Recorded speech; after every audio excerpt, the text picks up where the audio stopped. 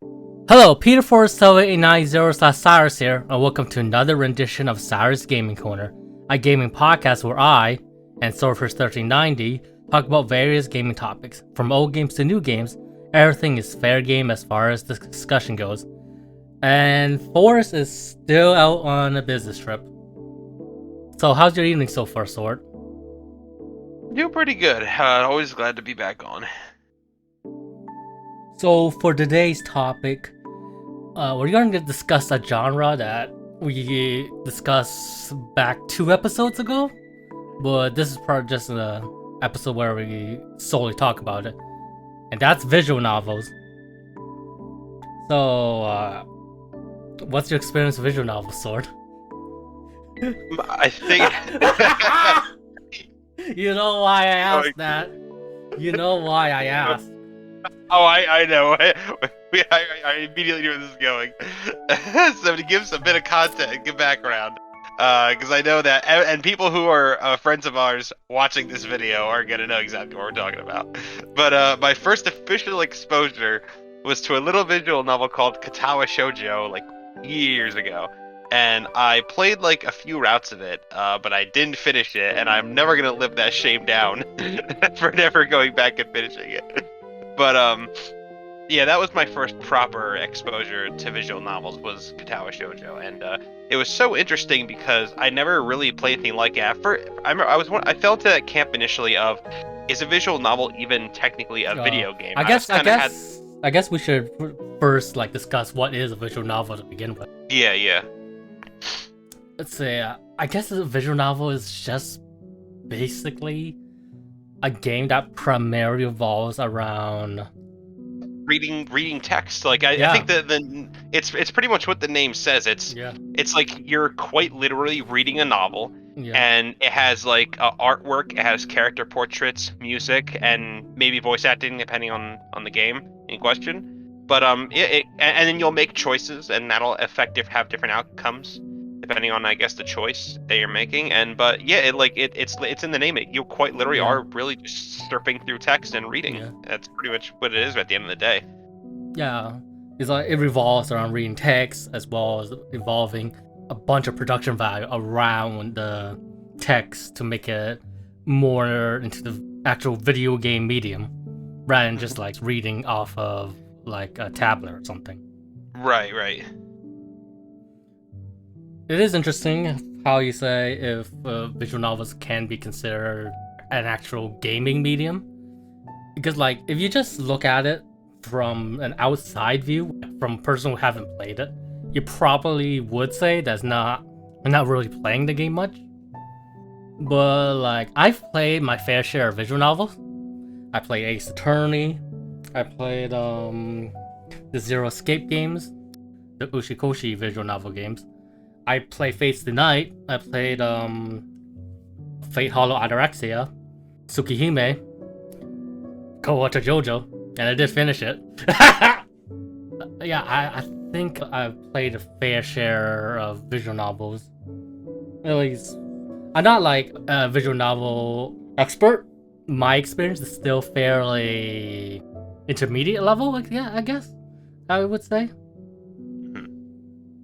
Even at intermediate level, I think I could say I do think visual novels are games and do interaction in a way that enhances the story, but does those interactions in a way that only a game can, even across these different visual novels. Yeah, because they do have their own set of rules that they're guided by, and there are consequences for your actions too. It could maybe lead to a bad ending, or maybe a different kind of ending that you don't want. Maybe if we're depending on the visual novel, it could maybe lead to I don't know. I'm just spitballing here, but the death of a character or something like that. You know what I mean? So, just going for the different type of visual novels and the styles of gameplay they use, you can see how different they are despite being a visual novel, and how they use their structure to tell their story in a way that only video games can. Let's take Ace Attorney.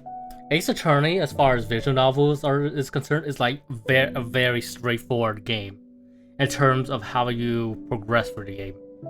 because there's really only one answer towards like solving like a particular juncture. It's like a detective game where you have to figure out a particular mystery that's happening, despite being called Ace Attorney.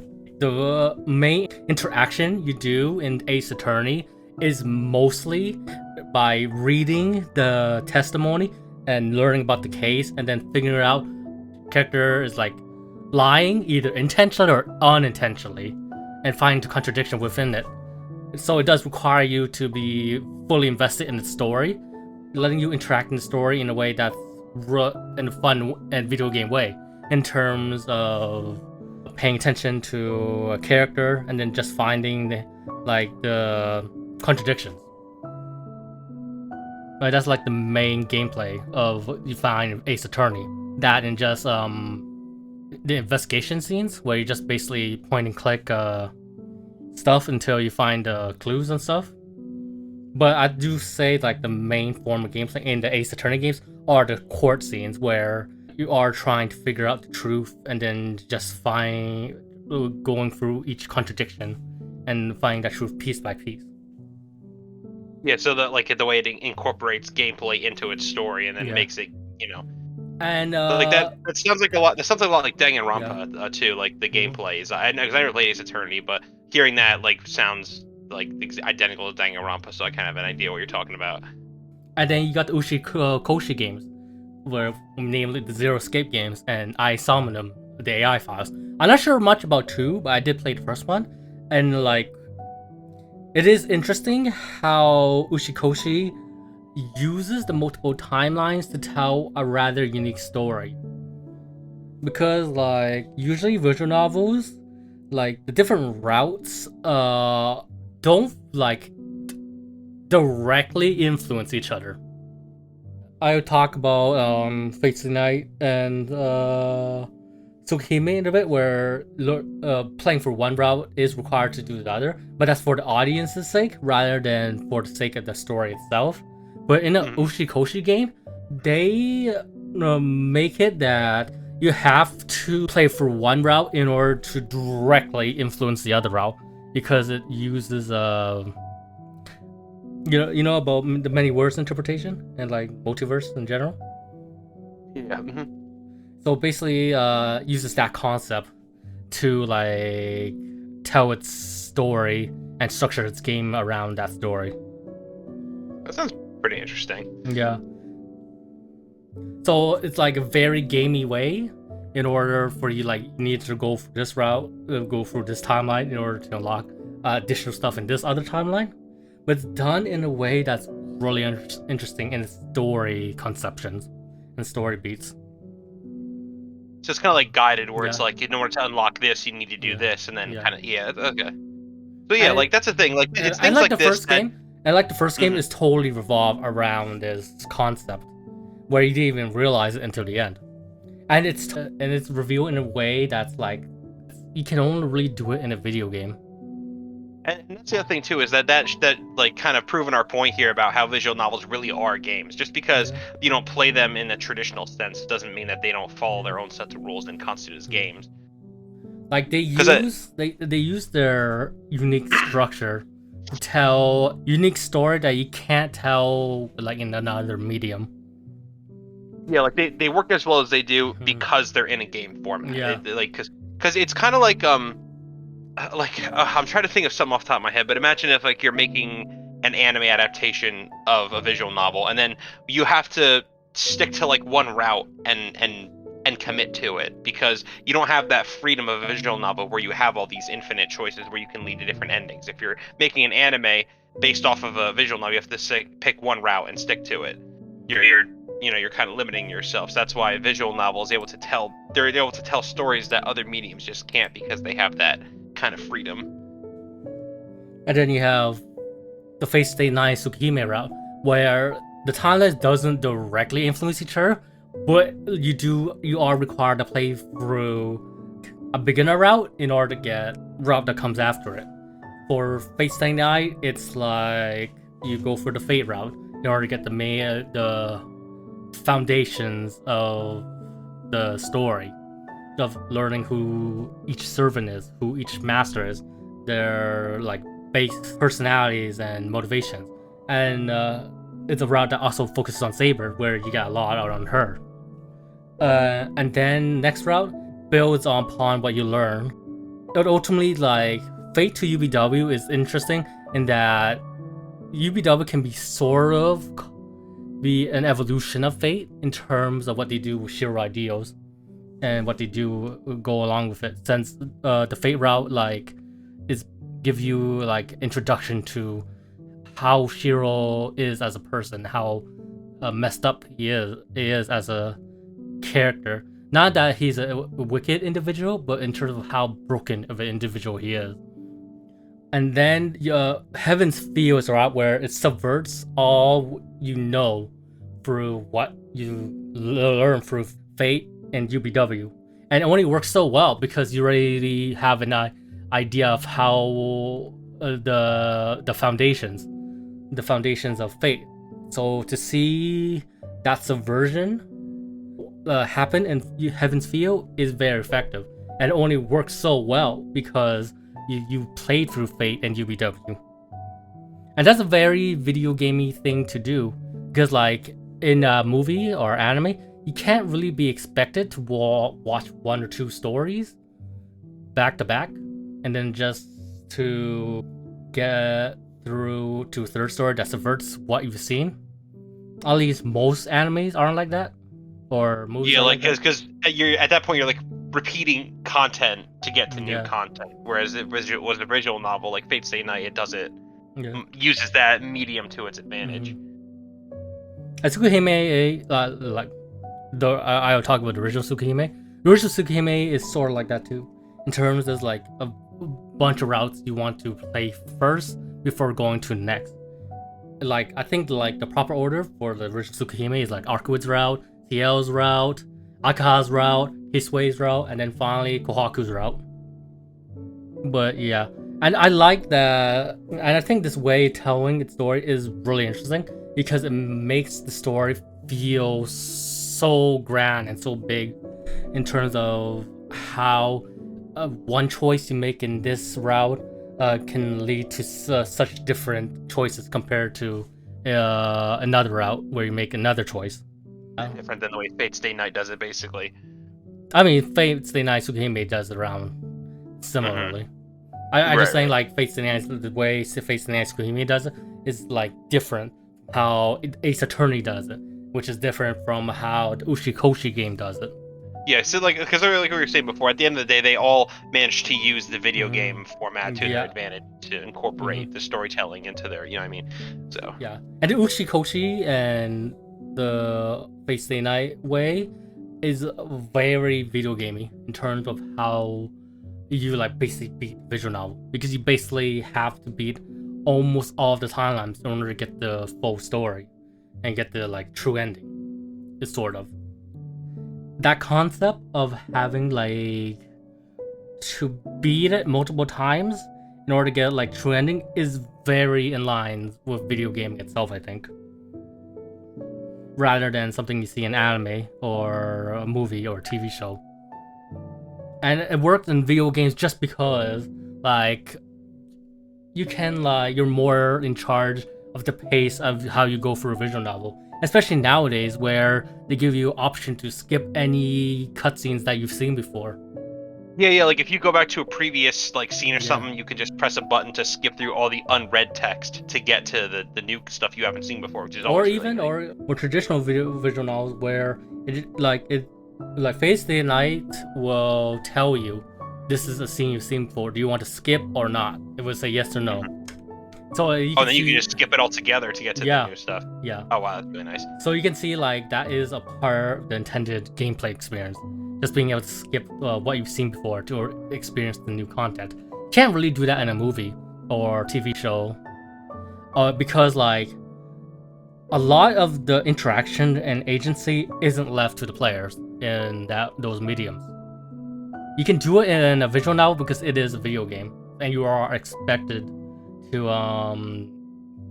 play through it. And you have like in general, you're in much more control than you are in the other mediums.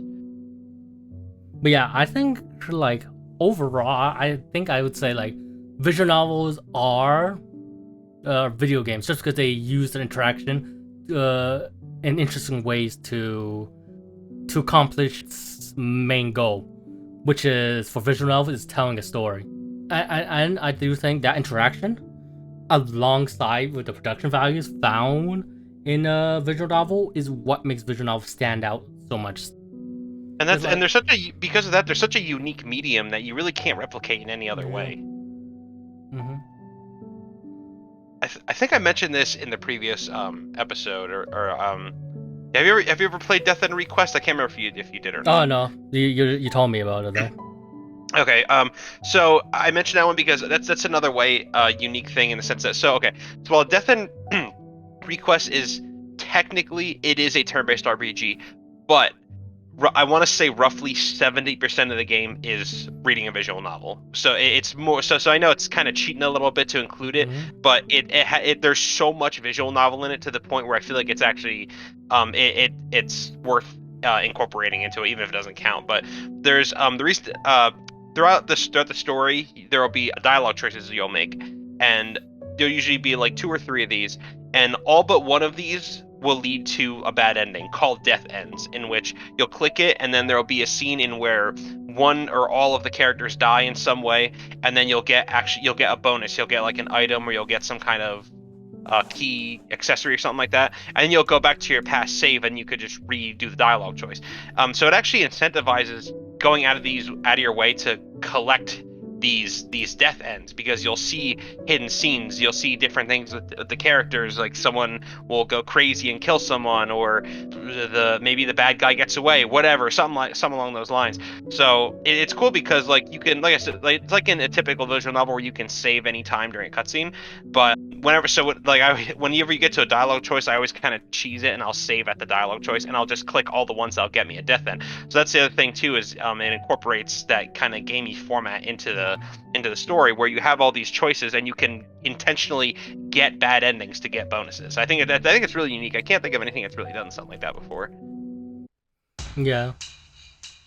I would also say like even the most of the bad ends and a good amount of visual novels is interesting still, because like usually in a video game when you get a bad like game over, it's just basically that you get a game over.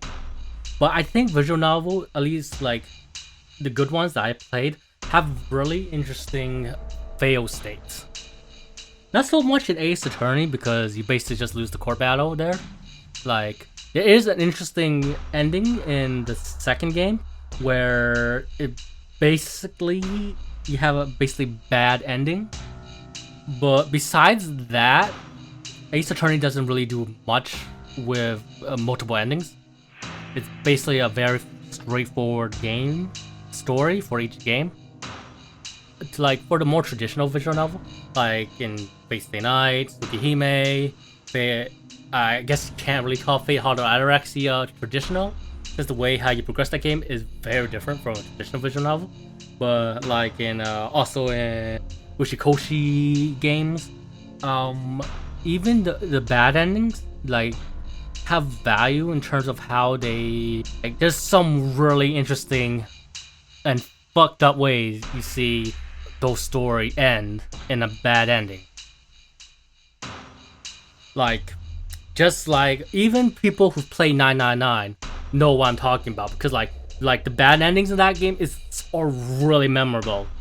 The axe ending, the knife ending is like the two most like they're like really fucked up, but really interesting too. And then you like for Face the Night, you got like multiple like instances where you just see Shiro killed in a very visceral and fucked up way, but also like you can't help but keep reading it just because how fucked up it is. The same with Tsukihime. Those bad endings are so interesting because like each bad ending is done in a different way for each bad ending, and you can see like good, like interesting different interactions with different characters, and seeing them foreshadow like future events through these bad endings. And I think that it's really neat how it's done that way in visual novel. And it's cool because like it's like you're actually getting more out of the story, if anything, when you go out of your way to kind of get them too. Like you're it's not just what ifs, even though I mean that is what they are technically, but you're actually getting, like you mentioned, like foreshadowing. You're actually still enhancing the story with that. So that's and then you do get the what ifs too. Like in Face the Night, like Face the Night, Heaven's Feel. Like there's a scene where Shiro has to decide what he wants to do regarding Sakura. Mm-hmm. The normal, like the main way you progress through it is to protect Sakura. But there's another ending where you follow the way Kiritsugu would have done it, and you get the Mind of Steel ending, and that's that's a really interesting ending in terms of implementations, and you know. But yeah, like I feel like visual novels is like the one medium where its fail states are interesting in its implementation, and it's also and it's also interesting to see why they fail, just to see like how, just to see why they would have succeeded if they didn't do this. You get what I'm saying?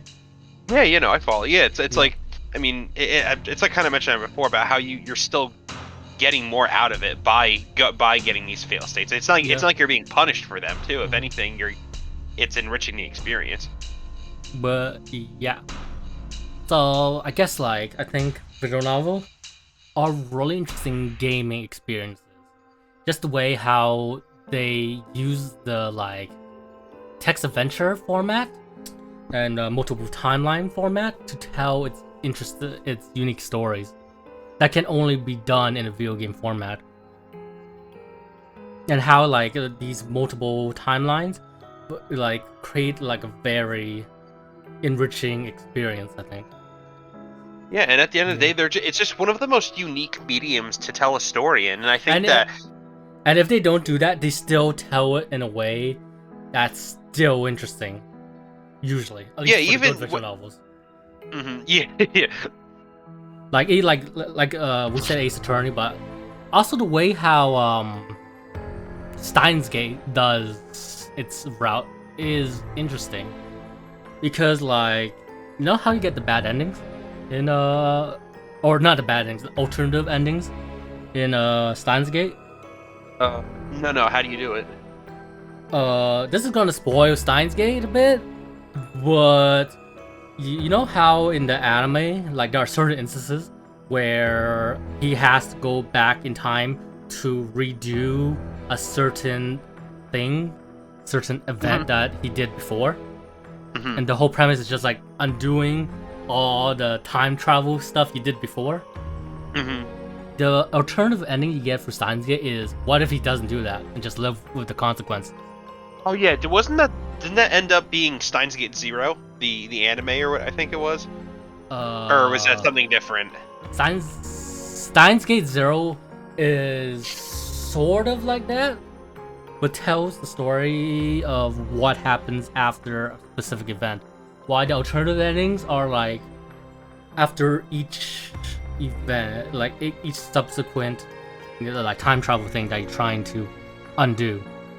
I see, okay. But yeah, Steins Gate Zero is basically a very long ending in terms of the endings you see in Steins Gate normally. But that's why Steins Gate as an anime works so well, because there's not much alternative paths you have to take in the Steins Gate to begin with. The only alternative paths you really do get is through alternative endings, and that just focuses on specific characters. So from what I understanding, that the visual novel Steins Gate isn't these very branching paths that tell wildly different. Yeah. No. So that's why I feel as an anime adaptation, they managed to work it well. Which is kind of strange, since it's an anime about time travel. Yeah, you think that the possibilities would be limitless. Ironically enough, but hey, I guess there was one specific story they wanted to tell, but they told it well, so it still worked out for them. Yeah, I haven't been nearly as exposed to visual novels as well, so my input wasn't always as quite as substantial. But although I will say hearing about a couple of these, maybe want to check them out. Ace Attorney sounds really interesting. Like Ace Attorney is like more detective game, an actual thing you expect from a court battle. Mm-hmm. But it is plus, like I said, it reminds me of Danganronpa. Yeah. So yeah, but it is interesting because like it's the most it's the more interactive in terms of the choice decision making you make, because you're actually trying to solve a mystery or a contradiction compared to a traditional visual novel where you are doing decision making, but like it's a decision making done in a way where, like in normal visual novel, you're basically just choosing which route you want to take. You're not like actively trying to solve a puzzle or a mystery. Usually.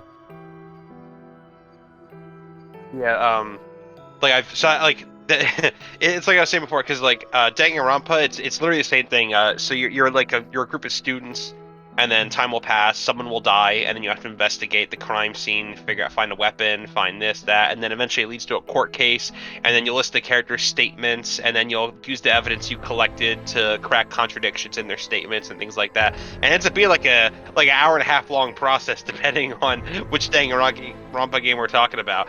But that is basically what it sounds like. Because Danganronpa also that's interesting because all three of those games do have an interconnected story, even though the vast majority of each game individually, it does feel separate, but the endings are connected to each other. So what ends up happening is, unlike pretty much every other visual novel, Danganronpa, every game has one singular ending. There's no branching paths to take. Everything's connected with each other.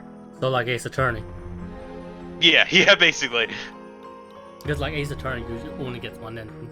Mm-hmm. And even but I mean, like, even the ending for like the alternate ending in Justice for All is like, it's like a actual bad ending. It's not like an ending it's not like a true ending.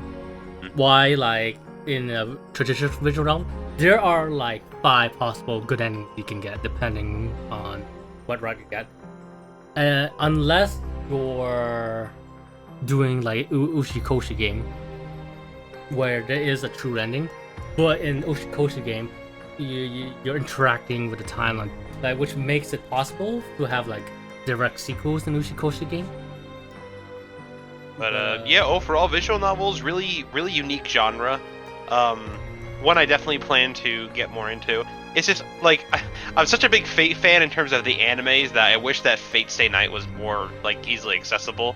So maybe one of these days we'll see a remake like we're getting with Tsukihime.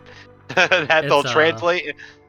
It's still a crime how Fate Stay Night and Tsukihime doesn't have official localization. Ugh. But hey, at least we're getting Witch of the Holy Night, which is really cool. Yeah, take what we can get. And they should make a Tsukihime anime, because there is no Tsukihime anime. I think the way how the visual novel uses like the assets to just tell the story, like even visually, is interesting. Because like there's no like actual. It's not like an anime. It's done most of the movement and visuals you see is through sprite work and like 2D images and stuff. But how they make it dynamic is still really interesting. Like through the Fate route, like through just through the Type Moon visual novel, you see they do a lot of like panning camera angles and a lot of sound effects too to make it more immersive. And the voice acting also helps as well as the music. Like I think the Type Moon visual novels, out of all the visual novels I played, make use of its production value the best out of all the other visual novels I played. Yeah, from the sound of it, it seems like it doesn't do it just for the sake of cosmetic. It actually wants to like immerse you even more with its production values, which is really cool. When you have all those things factored in, it does make for a more immersive experience. Yeah. So it's pretty cool that they do that. So, I guess we talked about I guess we talked about why we like visual novels in that section too, in terms of also discussing why we think visual novels are a gaming medium too. Yeah, I think we pretty much like interjected all of those kind of topics into the one from the scene, from the sound of it. You want to talk about the visual novels that we did play? Yeah, sure, why not? Then go for it. Like, I played Ace Attorney, most of the Ace Attorney games, which is a lot. There's the original Ace Attorney, Justice for All, Trials and Tribulations. I think that's what their game's called, if I remember right.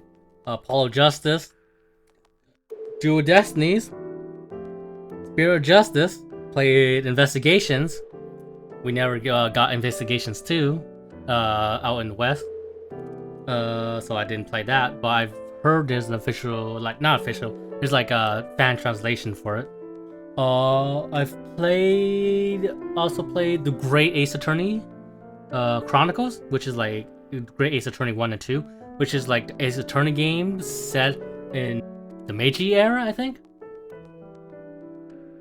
You know, like the era around where like Rurouni Kenshin is, sort of. Yeah, I think it was around there, something like that. That's it. I've played 2 of the Zero Escape games. I played 999, and I played Virtual Last Reward. I didn't play the third game because I've heard like it's sort of bad. I've seen clips of it online, but I haven't like really played through it. I played through AI, the Somnum Files, which was a pretty good game, even though I don't think it uses the multiple timeline thing as well as other games in terms of like explaining how it works. If you haven't played through 999 or Virtual Last Reward, it would probably get confusing how you see the character get information from another time like they do. I played Wada Joji, which was this really interesting visual novel that revolves around these interesting stories about these girls that have these disabilities, but the visual novel isn't just like it's a story around these girls that does have these disabilities, but it's not like revolved around those disabilities. You get what I'm saying? Oh yeah, Face the Night. I said Face the Night before, right? Yeah, I think so. Yeah. Okay. But yeah, like I played like a few of the type of visual novels, and am I forgetting something? That's all the visual novels off the top of my head. How about you, Sor? Let's see. It's a pretty short list, so here we go. Katawa Shoujo. Not all of it. But I finished all 3 Danganronpa games. Well, the main 3 I didn't finish the spin-off, the Ultra Despair Girls. I played some of it. But let me think. Yeah, I beat the first 3. First one I loved, second one I loved. Third one was great except for the ending, which in my opinion ruined the franchise, but that's a whole other fucking video to make, talking about that ending. But if we're putting that aside, they're all great. But let me think. Aside from that, really, I can't even. I know that they technically don't count, but if I'm really gonna cheat and try to throw something in there, I guess Death End Request is the other closest thing, because like I said, both of those games, most of the time is spent in the visual novel. They are turn-based RPGs, but you're more in the visual novels. I know it doesn't count, but just for the sake of throwing it in there. First one was really good. Second one, very disappointed, but that's a different discussion. But yeah, so my exposure is definitely a lot more limited, but it is a medium that I am fond of from what I've played, so I will say that much. I guess the thing to discuss is like, what do you think of like the middle line that a visual novel trends between being medium between books and like the more visual medium you usually see like in video games, movies, TV shows, and anime.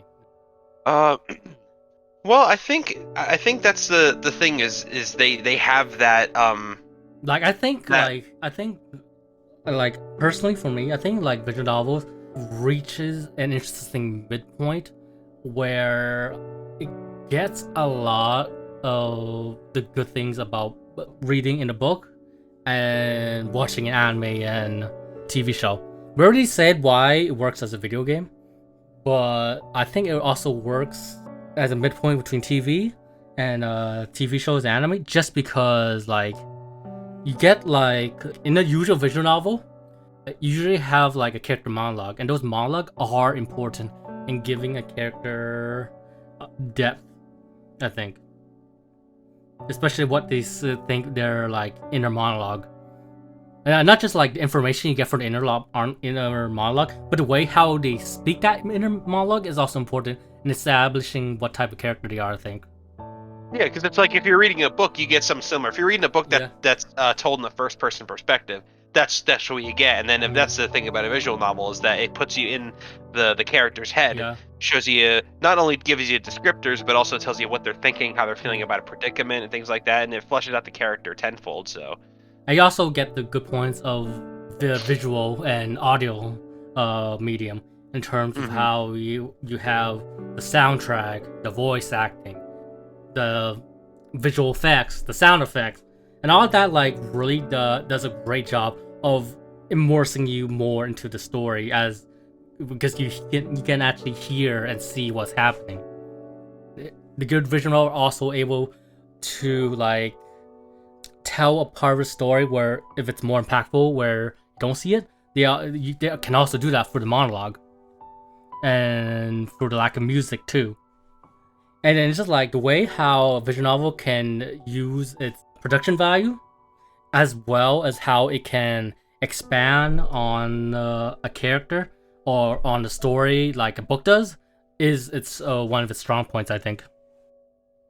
yeah, there's that, but Yeah. between the monologues and like the interactivity, and it just makes you, like I said, it Yeah. puts you in the character's head, Yeah. and then it ends up just creating a more dynamic storytelling experience, and that's why that's something that makes it more kind of more interesting than a book or a movie is the fact that you have that interactivity and the things like branching paths and things like that, and it does, like you said, it walks the line between a game, a book, and that's what makes it so unique.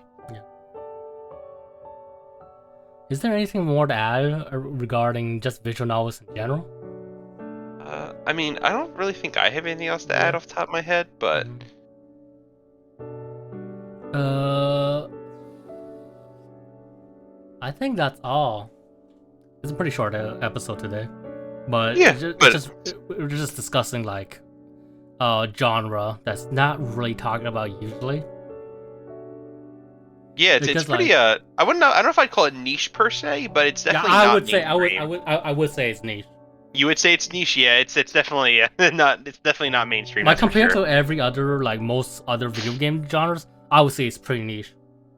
hmm Overall, I think like visual novels, at least in my personal opinion, are just a really fascinating video game genre. hmm In terms of how they tell its story, in terms of how it uses structure to tell its story in a game that only video games can, the way how it uses production values to immerse you more into story, and how it can use its monologue to create more interesting depth to its story, like a book can.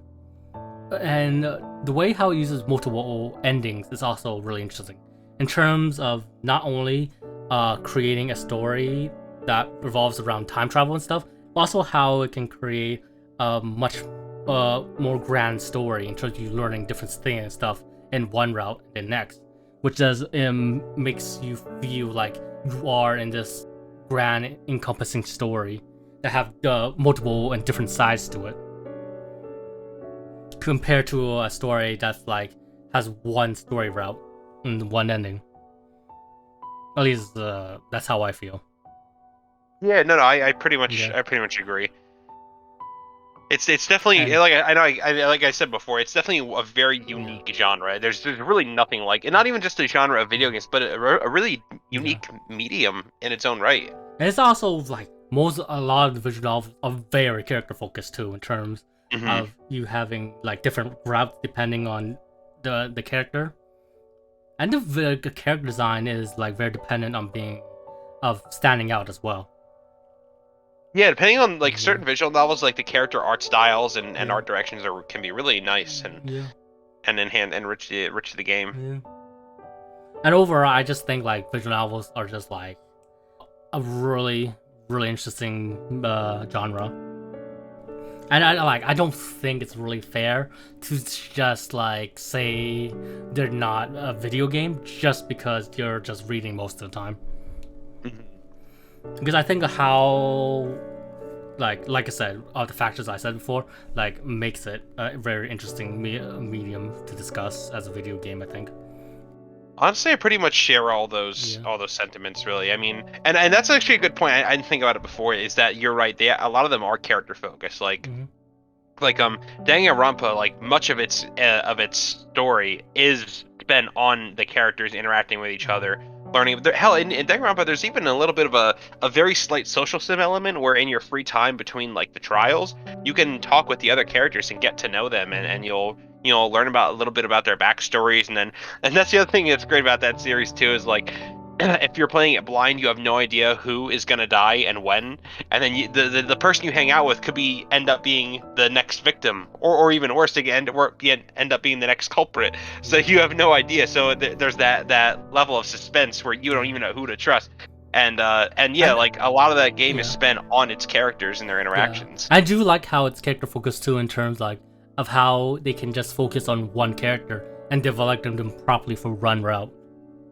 They just give them a lot of depth, and which does make it a more focused experience in a playthrough, rather than just having a story where it balances out all these character stories in one story that can feel bloated if it's done wrong. Yeah, yeah, Yeah. if there's too much like fluff, then it ends up bogging the pace Yeah. down.